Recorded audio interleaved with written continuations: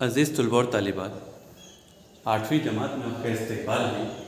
آئیے اردو سبجیکٹ کی نظم کا جو حصہ ہے اصل میں غزلیات ہے، 9 نمبر پہ غزلیات ہے۔ اس غزلیات میں سے غزل نمبر 1 جس کے جو شاعر ہیں ڈاکٹر محمد اقبال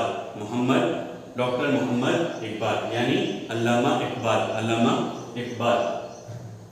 ان کی پیدائش 9 نومبر 1877 سیالکوٹ میں پیدا ہوئے اور 21 اپریل 1938 کو ان کا انتقال ہوا۔ پیارے بچوں، غزل جو ہے یہ اردو ادب کی سب سے مقبول صنف ہے۔ اردو کے جو چاہنے والے ہیں وہ غزل کو بہت ہی زیادہ پسند کرتے ہیں، کیونکہ اس کے ہر شعر کا مضمون جو ہے وہ جداگانہ ہوتا ہے۔ ردیف قافیے کا بہتر طور پر اس کے اندر استعمال کیا جاتا ہے۔ یہ غزل کی خصوصیت ہم آپ کو بتا رہے ہیں۔ اس غزل کے اندر پیارے بچوں، ڈاکٹر محمد اقبال کو شاعر مشرق بھی کہا جاتا ہے۔ کیا کہا جاتا ہے؟ شاعر مشرق، کیونکہ مشرقی کلچر کو انہوں نے بہترین انداز میں پیش کیا ہے اور نوجوانوں کے ذہنوں کے اندر جو ذہن ان کے سوئے ہوئے تھے ان کو جگانے کی کوشش کی ہے، اس لیے ان کو شاعر مشرق بھی کہا جاتا ہے۔ پیارے بچوں، اس غزل کے اندر کچھ نئے الفاظ آئے ہیں اور ان کا معنی بھی یہاں پر لکھا ہوا ہے۔ آئیے پہلے ان کو دیکھتے ہیں۔ لالا، پہلا لفظ کیا ہے؟ لالا ہے۔ ایک قسم کا سرخ پھول پایا جاتا ہے۔ سرخ پھول جو ہے پایا جاتا ہے اس کو لالا کہتے ہیں۔ جیسے اپنے یہاں پر گلاب ہوتا ہے، موگرا ہوتا ہے نا، جاسمندی ہوتا ہے، تو ایسے ہی لالا جو ہے یہ ایک قسم کا سرخ پھول ہوتا ہے۔ کوہ دمن، یہ واو عطف والا لفظ ہے۔ کوہ یعنی پہاڑ، دمن یعنی میدانی علاقہ۔ مرغے چمن، مرغ یعنی پرندہ، اور یہاں پرندے سے مراد جو خاص قسم کا پرندہ ہے وہ ہے بلبل۔ کیا ہے؟ بلبل ہے۔ اس کا تذکرہ علامہ اقبال نے اپنی غزل کے اندر کیا ہے۔ برگے گل یعنی پھول، برگے گل پھول کی پنکھڑی جو پتی رہتی ہے نا، اس کا یہاں پر تذکرہ ہے۔ پھر باد صبح کی ٹھنڈی ہوا، سراغ زندگی کی حقیقت، کھوج ہے نا، زندگی کی حقیقت۔ سوز یعنی جلن، درد، دکھ ہے نا، اور سود یعنی نفع، پیسے پر جو زائد پیسہ لیا جاتا ہے، اسلام میں ہمارے مذہب میں اس کی کوئی گنجائش نہیں ہے، چونکہ یہاں پر آیا ہے اس لیے اس کو سمجھنے کی ضرورت ہے بس۔ کلندر عقل مند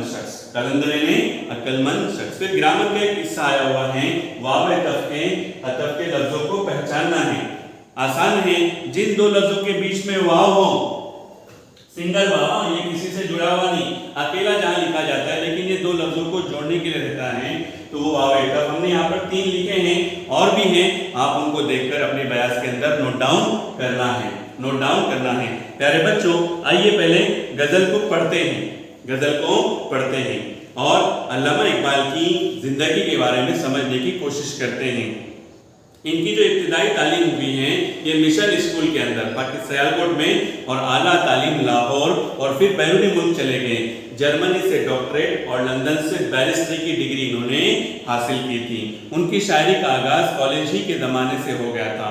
انہوں نے اردو شاعری کو ایک نیا رنگ و آہنگ عطا کیا۔ اس زمانے میں روایتی انداز کی غزل گوئی کے بجائے وہ نئے انداز کی نظم گوئی کی طرف مائل ہوئے، یعنی ان کا جھکاؤ اس طرف ہوا۔ شاعر مشرق کیوں کہا جاتا ہے انہیں؟ اہل مشرق کے سوئے ہوئے ذہنوں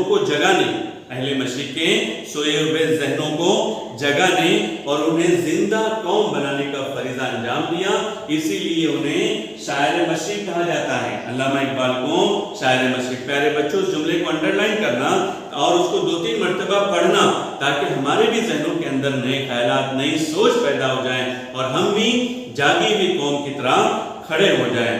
उन्होंने उर्दू के साथ साथ फारसी में भी शायरी की और उनकी किताब के मजमूए हैं। प्यारे बच्चों, इनको याद कर लेना, जिंदगी में बहुत सारी जगह पर आपको इनकी किताबें जो हैं कारआमद और मुफीद साबित होंगी।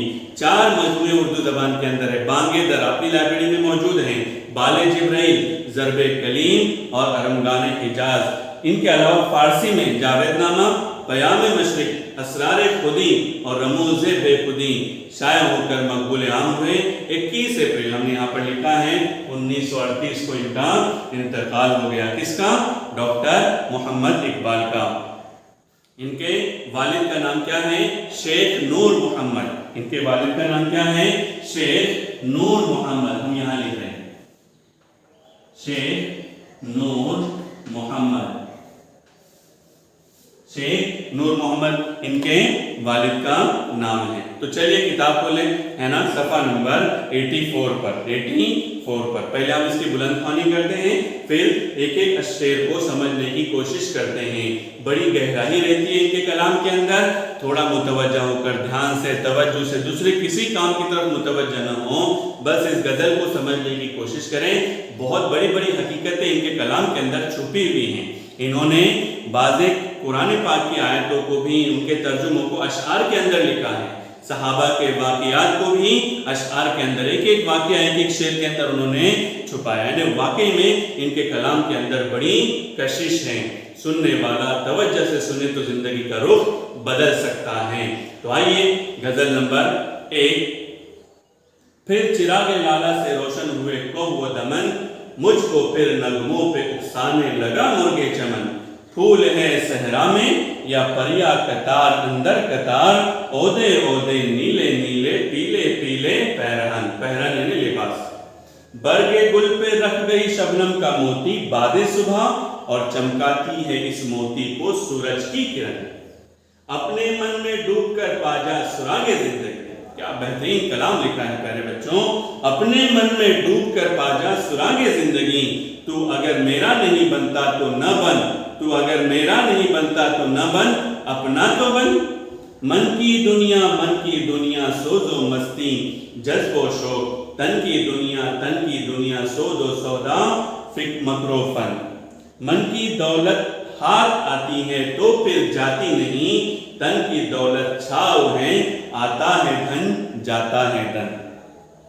पानी पानी कर गई मुझको कलंदर की ये बात। किसकी बात? अक्लमंद शख्स की ये बात। तू झुका जब गैर के आगे, तू झुका जब इसके नहीं गैर के आगे झुका, न मन तेरा न तन। तो प्यारे बच्चों, ये गजल थी जिसको तरन्नुम बुलंद पानी में पढ़ा गया है। अब हम इस गजल के एक एक शेर को समझने की कोशिश करते हैं। कुछ यहाँ पर जुमले उनके बारे में लिखे हुए हैं, एक एक शेर के बारे में। आइए, सबसे पहला जो शेर है उसके अंदर शायर क्या कहता है कि मौसम में बाहर आया तो लाला खिल गया, यानी जो फूल है वो खिल उठा और उसकी रोशनी से कौम व दमन रोशन हो गए। पूरा इलाका जो है, पहाड़ और मैदानी इलाका जो है वो रोशन हो गया। और फिर उस फूल को देखकर बुलबुल भी जो है, वो एक परिंदा है, मुर्गे चमन जो है परिंदा है, वो भी जो है चहकने लगा, गाने लगा। और ये सारा जो खुशी का मंजर है, इस मंजर को देखकर मेरे अंदर भी ये जज्बा पैदा हुआ कि मैं भी गाऊं, मेरा भी दिल मचलने लगा। शायर खुद कह रहा है कि फूल के खिलने के ऊपर जैसे बुलबुल चहकने लगा, तो मेरे मन के अंदर भी ये जज्बा पैदा हुआ कि मैं भी बुलबुल की तरह गाने लग जाऊं। फिर चिरागे लाला से रोशन हुए कौम व दमन, मुझको फिर नगमों पे उकसाने लगा मुर्गे चमन। फिर दूसरा जो शेर है, ये पहले शेर का मतलब था, फूल है सहरा में या परिया कतार अंदर कतार, ओदे ओदे नीले नीले पीले पीले पैरहन। यहाँ पर जो शायर ने तस्करा किया है कि बाहर के आने पर सहरा में भी फूल खिलता है। सहरा यानी ऐसा इलाका जहाँ पानी की कोई गुंजाइश बहुत ही कम रहती है, किल्लत रहती है और रेतीली जमीन रहती है। लेकिन बाहर का जो मौसम है, मौसम बहार जो है, इसके आने पर सहरा में भी फूल खिलते हैं। सहरा में भी यानी जो बंजर जमीन है जहाँ उगने की सलाहियत नहीं, लेकिन मौसम का यह असर रहता है कि वहां पर भी उसका असर होता है। और सहरा में भी मुख्तलिफ रंगों के फूल खिलना शुरू होते हैं। गोया परियां जो है ये मुख्तलिफ रंगों का लिबास पहनकर खड़ी हैं। कितना प्यारा अंदाज अल्लामा इकबाल ने इस्तेमाल यहाँ पर किया है कि सहरा में भी जब फूल खिलते हैं तो ऐसा लगता है कि जैसा मुख्तलिफ रंग के जो लिबास हैं वो लिबास को पहनकर परियां जो हैं अपना जलवा दिखा रही हैं। फूल है सहरा में या परियां कतार अंदर कतार, औदे औदे नीले नीले पीले पीले पैरहन। बरगे गुल फूल की पंखड़ी, बरगे ने पंखड़ी, बरगे गुल पर रख गई शबनम का मोती बादे सुबह और चमकाती हैं इस मोती को सूरज की किरण। प्यारे बच्चों, सुबह की जो ठंडी हवा है, शायर ने इस नज़म इस शेर के अंदर मोती का जो तस्करा किया है ना, शबनम का जो तस्करा किया है, बड़े ही खूबसूरत अंदाज के अंदर किया है।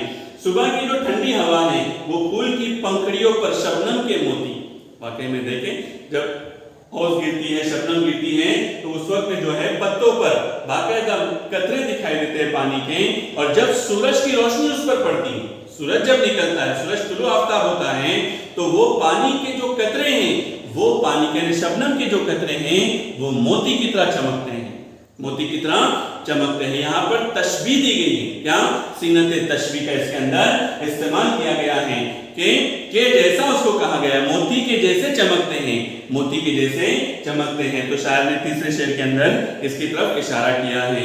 बरगे गुल पर रख गई शबनम का मोती बादे सुबह और चमकाती है इस मोती को सूरज की किरण। फिर देखो ये गजल का एक बहुत ही बेहतरीन शेर है। अपने मन में डूब कर पाजा सुरागे जिंदगी, मन की दुनिया में चला जा, मन की दुनिया में चला जा, तू अगर मेरा नहीं बनता न बन, अपना तो बन, अपना तो बन, है ना। इस गजल के चौथे शेर के अंदर कहता है कि ए दोस्त, अपने मन में डूब कर जिंदगी की हकीकत को समझ ले। हकीकत में बाहर की दुनिया को देखता जाएगा तो उसमें मशगूल होता जाएगा, अपने मन की दुनिया में जा, वहां पर जाकर देख कि तेरी तू क्यों बनाया गया है, तेरा वजूद क्या है। यानी गौर और फिक्र को यहाँ पर अहमियत दी गई है कि हम फिक्र करने वाले बने, सोच करने वाले बने। इनकलाब पेपर के ऊपर भी आप देखते होंगे कि इनकलाब जहाँ पेपर का हेडिंग लिखी रहती है उसके ऊपर एक बेहतरीन ख्याल जो है वो भी अल्लामा इकबाल का ही लिखा हुआ है कि कौमों की हयात उनके तखय्युल पर है मौकूफ, सोचो समझ की सलाहियत जो है वो परवान चढ़ाना है। इंसान के अंदर पहले सोच पैदा होती है, क्या पैदा होती है, सोच पैदा होती है। जिस भी जरूरत की चीजों को सामने रखता है तो वो उस पर सोचने लगता है और फिर सोचने के बाद उस चीज को हासिल करने के लिए बंदा निकल जाता है। तो हमने अपने मन में डूबकर जिंदगी की हकीकत को समझ ले, कम से कम अपने आप से तो वफादारी निभा, अपने मफाद के मद्देनजर तय कर कि अपना अमल क्या होना चाहिए।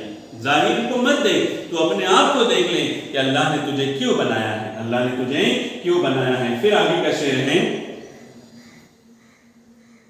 मन की दुनिया सोद व मस्ती जज्ब व शौक, तन की दुनिया सूद व सौदा मकरूफन, है ना। ये जो है वो पांचवा गजल का शेर है। शायर कहता है कि मन की दुनिया में जो है, आप मन की दुनिया में चले जाएंगे तो वहां पर सोज और मस्ती है, सोज और मस्ती। जवानी का जो है यहाँ पर नौजवानों से शायर मुखातिब है कि नौजवान जो है ये जवानी की उम्र के अंदर मौज मस्ती की तरफ इसका ध्यान रहता है और उस पर जज्बे और शौक की हुक्मरानी रहती है। किसकी रहती है, शौक की हुक्मरानी थी। इसके बरक्स तन की दुनिया यानी मादी दुनिया में नफा और नुकसान देखा जाता है, जहां वो धोखे और फरेब का गलबा रहता है। तो प्यारे बच्चों ये था गजल का।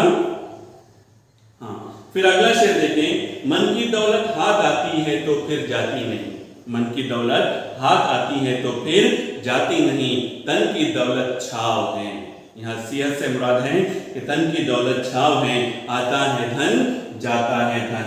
शायद कहता है कि मन की जो दौलत हासिल होती है उसके गम होने का खदशा नहीं होता। आपकी जो मन की दौलत है इसको जितना मजबूत करना है, खुद एतमादी है, सेल्फ कॉन्फिडेंस है, या दूसरे भी खुद ही को अपने आप को पहचानना है, ये जितना तुम अपने आप को मजबूत करोगे इसके कभी कम होने का डर आपको नहीं रहेगा। इसी की ताकत की बुनियाद पर आप दुनिया में बड़े बड़े काम कर सकते हैं। उसके बरखिलाफ तन की जो दौलत है यानी जिस्म की दौलत है वो छाव की मानी है। कभी सूरज इस तरफ रहा तो हमारी जो छाव है वो काफी लंबी दिखती है, साया दिखता है, लेकिन जब सूरज बिल्कुल ऊपर रहेगा, सीधा, तो हमारा साया जो है बहुत छोटा दिखाई देता है। तो यहाँ पर इसी की तरफ इशारा है कि ये छांव की मानिंद है, कभी ज्यादा होगा कभी कम होगा, लेकिन असल जो दुनिया है ये मन की दुनिया है। कैसी दुनिया है? मन की दुनिया है। इसको हमें हमेशा मजबूत रखना है। ये नौजवानों से खिताब है, नौजवानों से खिताब है। फिर गजल का आखिरी शेर है, पानी पानी कर गई मुझको कलंदर की ये बात। कलंदर यानी कौन? अक्लमंद शख्स। कलंदर की कौन सी बात? तू झुका जब गैर के आगे, तू झुका जब गैर के आगे, न मन तेरा न तन।